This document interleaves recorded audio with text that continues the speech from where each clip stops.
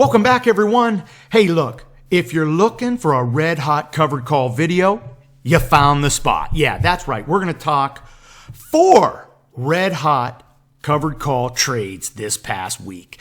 I handled 4 trades that were coming off the board this Friday, last Friday, yesterday, 4 different ways. Now, each I have my reasons. For each way I let the trade play out, I had my reasons. We're going to talk about them, okay? Look, if you could piece together your financial education jigsaw puzzle with something you see today, hey, love it. Love it. And my cat Cozy apparently wants to join in on the fun. Hey, look, I am not professional. I do not get paid. I do this in one take, and most importantly, I do it so we all benefit. You get a peek into my world, and I hope you learn something from it. Hey, look, let's get into it. Thank you for subscribing to my channel. I love that. Look at that. And when you bang that like button, it's right there. It lets me know you like what I'm doing, and it motivates me to do another red hot cover call video. Let's get into it. I hate to blab. Let's talk. So the backstory is real quick. You know I'm trading Whirlpool. I've got Win, making cash with Win. I love Win. Las Vegas Sands, man, I'm a gambler. I love it. And Nike. You know I love Nike for my weeklies, okay? Here, different strategies, different companies. We handled them differently, but in the end, you got to have your exit strategies. I talk about that all the time. In fact, I went back, I YouTubed Alan Ellman's exit strategies video on YouTube. I want you to do that after you watch this video. You need your exit strategies. Why? Because when you have those exit strategies in place, man, you're not feeling helpless. You know, you're not feeling helpless. You found yourself in a spot. Here's the scenario. You found yourself in a spot where, you know, you're worried your shares are going to be taken away, right? You don't know how to handle that. Well, if you had exit strategy, experience, knowledge, you'd be good with it. You'd know how to handle it. So I want you to learn. So when I talk about exit strategies, you need to keep learning because it is a dynamic flow like water strategy. Hey, look, the markets are up. So we're all making money, right? But there are different situations and you got to handle them differently. So we're going to talk right now about how I handled these 4 trades, and I hope you learned something from it. Now, the backstory on Whirlpool is simple. I bought Whirlpool December 2015. Yeah, that's 15, not 16. And I have held this sucker for that long. Now, I've shown you in videos where, you know, back in 2015 of February when oil was crashing, we were all holding the bag of these big dividend distributing stocks. And they just crashed. And, you know, we're talking Conoco from 87 down to 37. You know, we're talking the price of oil goes from 100 to 25 bucks. And we're left holding the bag because, you know, we were living in a world of, oil will never go down. We're always going to use oil. Well, the long story short is that you need to have a plan and you need to execute the plan. Sitting on my hands is not a plan. And hell, half of those haven't come back yet. When I got into the Whirlpool trade, you know, what did I do in December of 2015? December of 2015, I bought Whirlpool, you know, was going to sell the 1-month covered call and collect a dividend. They pay $1 dividend. So not only was it going to make the $4 on the covered call, I was going to make a $4 dividend. 400 shares. Okay, you get it. And life was good. I did the math. I'm feeling good. What happens? Whirlpool tanks. And it continues to tank. It goes from 185 all the way down to like 159. Hell, 155 intraday. And here's the difference. The difference is back with the oil fall, I sat on my hands, hoping and praying. Okay, I just did a video. We don't want to be in the hope business. When Whirlpool started to fall, man, I said, hell no. And what I did was, as Whirlpool, and I acted on this right away, I started buying the options back. And I would then write another call and it would continue to fall. And of course, I'm covered call centric. Okay. So to say you should buy a put, you should do this, you should sell that. I'm covered call centric. So for me, I'm going to go ahead and buy that option back, sell it, buy it back, buy it back, buy it back, buy it back as it falls. So then when it turned around and it came back, I was writing these $10 out of the strike calls, and Whirlpool was never getting above that, allowing me to buy them back and write them back to the point where here's Whirlpool at 185. Okay. And my cost basis goes from 185 all the way down to 167. Okay. So now I've got room to play. And that's what I did. I wrote back. I just did a video on this too, where I made a mistake in writing a covered call on Whirlpool just a month ago, forgetting that earnings was this week. But with that said, we're going to make money with Whirlpool. So how did I deal with Whirlpool? Sorry about that long backstory, but you need to know, you need to have a little bit of color to this trade. So again, I back here, not thinking Whirlpool would get above 177. It's probably trading down here. Actually, at the time, it was trading at 170, I think 5. And I think my cost basis was 175. And I said, man, if I get 177, get like a $2.50 premium, that's I'll take it. I'll end my trade. And that's what I did. Whirlpool started to fall. Okay. And could have bought the option back. Tried to buy the option back. Wouldn't let me. They would not take it. There wasn't any volume. And when we don't have volume, guess what? I'm stuck. I'm stuck in the trade. And that's what happened. Whirlpool starts to turn around. You could see it right here. And as earnings approaches, I'm stuck. I can't get out of the trade without paying back, right? Money to the option. Once we get into real money above my strike price of 177.50, now I'm adding to my cost basis. So I decided goodbye Whirlpool. And my Whirlpool trade ends yesterday, where I let the stock go. I got 177.50. Turns out I'm going to make I think I'm going to make a total of $5,000 on this trade. It turns out to be a pretty pathetic trade based on the time frame, but you need to understand this helped me with exit strategy trading like you wouldn't believe. I learned on the job with Whirlpool. So Whirlpool will always have a special place in my covered call financial education because I probably wrote 10 calls on this, man. Just bought them back, wrote them, bought them back, wrote them. Okay? So Whirlpool goes away, but boy, it was a great learning experience. So Whirlpool is off the board. I let my shares be taken away. They're gone. Whirlpool's done. All right, let's jump right into Win. Now, Win, again, this is one of those deals where Win was for me, it was a covered call swing trade. I've talked about this before, where I bought Win. Okay, I bought Win specifically to buy it and sell the covered call, the near-term covered call, and I would take the profits for both and add that to my overall yearly numbers. Okay, it's called a covered call swing trade, and how this played out was amazing because I told you that I had been playing Win here all year. I think I have 2 fabulous trades on Win where I think I pocketed anywhere from $3,000 to $4,000 just playing Win. And Win's a great opportunity where I think I bought Win down here at 90 a couple months ago. It rockets to 100. It rockets to 110. And again, I'm learning my exit strategies. When I write a call, I bought it at 90 and I wrote a call for 97 and it shoots past 97, I got to use an exit strategy, right? Because there's so much time left in the option. I got like 3 months left in the option. This all happens within a week. So I buy it back. I add to my cost basis. I sell a further out. I roll up and out, making more money. It falls back. I buy it back.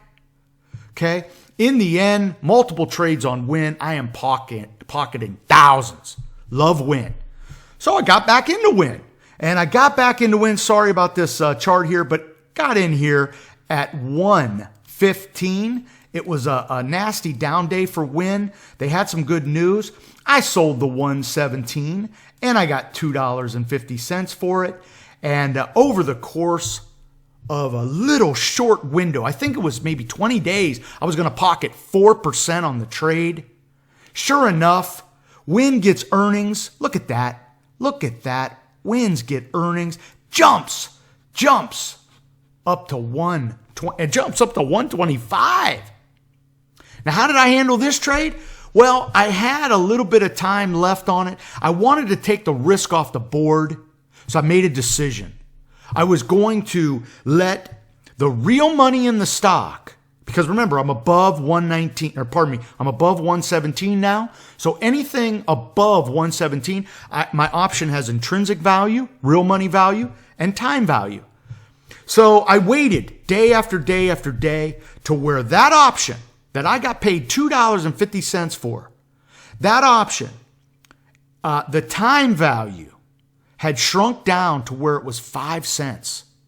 So just to give you a quick, let's keep the number straight. Let's keep the number straight. Say there was $1 of real value in the stock, meaning the stock was above my strike price of 117. It's now trading at 118. So the option I got $2.50 for, let's just say, to keep the number straight, it's $1.05. Okay, so do you see that breakdown? $117 is my strike. The stock is at 118. The option that I got paid that for is now $1.05. The $1 is real value, real money in the stock. The 5 cents is all time value. That is an example of time value, real money and time value. That's not the real deal happen here. I want to keep the number straight. But that had come together to where it was only 5 cents. I gave back 5 cents of my premium, and I'll take that. Still got paid $2.45. I took the risk off the table, right? I took the risk off the table. I had cash. Now I'm cash. I'm feeling good. So in this case, I bought it back, sold the shares immediately. That's, I did a video just the other week on buying back options and the risks. The risks are when you buy them back, you're adding to your cost basis. You need to take action.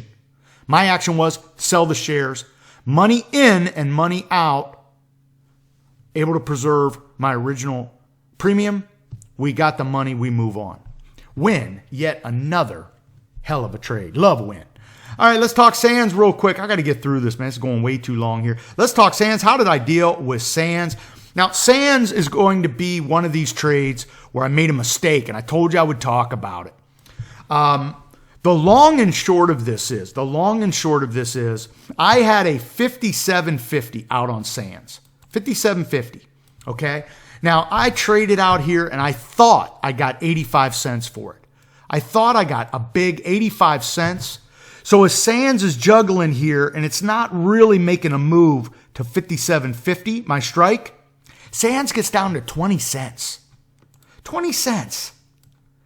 And I try to buy it back because I realize I missed this. I realized that I had wrote a covered call through earnings. Earnings was just this last Wednesday or Thursday. And my option was for the 28th, that Friday. I messed up again. So now I'm looking to take it off the board because I'm worried. Last time Sands announced earnings, man, they dropped $7. I want to take that off the board. So I put in a bid for 20 and didn't get it. Now I'm doing other things, this, that, and the other. The day passes. The next day comes up. Again, I'm thinking I got 85 cents. I put in a bid for 25 cents. Now, yeah, I'm paying a lot of premium back here, obviously. Well, turns out they took my bid of 25 cents. I find out when I do the numbers, I got paid 65 cents. Okay? Made a huge mistake. And, man, I gave up a third of my premium to buy it back. Well, turns out Turns out that was a blessing in disguise. Why? Because I bought it back, took the obligation off the board, and look what happens with Sands. As earnings approach and with wins, phenomenal earnings, right? Las Vegas Sands starts to move. And it gets above 57.50, 58. It gets above 59.50. So my mistake, I'm going to call it a mistake because, trust me, I get 65 cents. I'm not going to pay 25 cents to buy it back that late in the contract. But because of the situation, worried about earnings, wanted to take risk off the board, I take it off the board, and then it turns. It turns for me. Turns to the positive. I end up selling my Sands shares outright after earnings because it was down like $1.50. It rallied to go green on the day. I said, hell with it. I'm out. Sold it at 59 straight. Ended up pocketing, I think, 16% on the trade. Hey, another green trade. Absolutely love that trade. Let's finally talk about Nike. Okay, I love Nike here. I always love Nike for the weeklies. I talk about them. Now, in this case, I'm going to keep this super short. I wrote a tight couple-week trade on Nike. This was another swing trade covered call where I bought the shares and really just looked for a couple-week out-of-the-money strike, make a decent 3%, 4%. I think I did.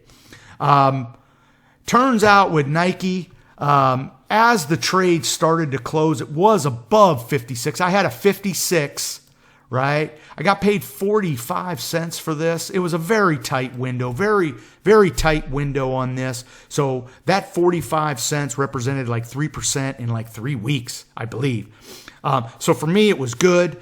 Nike got above 56 right here. You can't see it. But it got above 56 as we were closing in on the date. It dipped below it.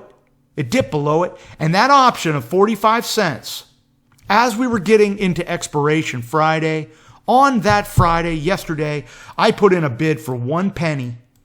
Just 1 penny to take it off the board. It took for 2 pennies. I ended up buying this option back for 2 pennies and took the risk off the board, sold the shares. I'm sitting cash.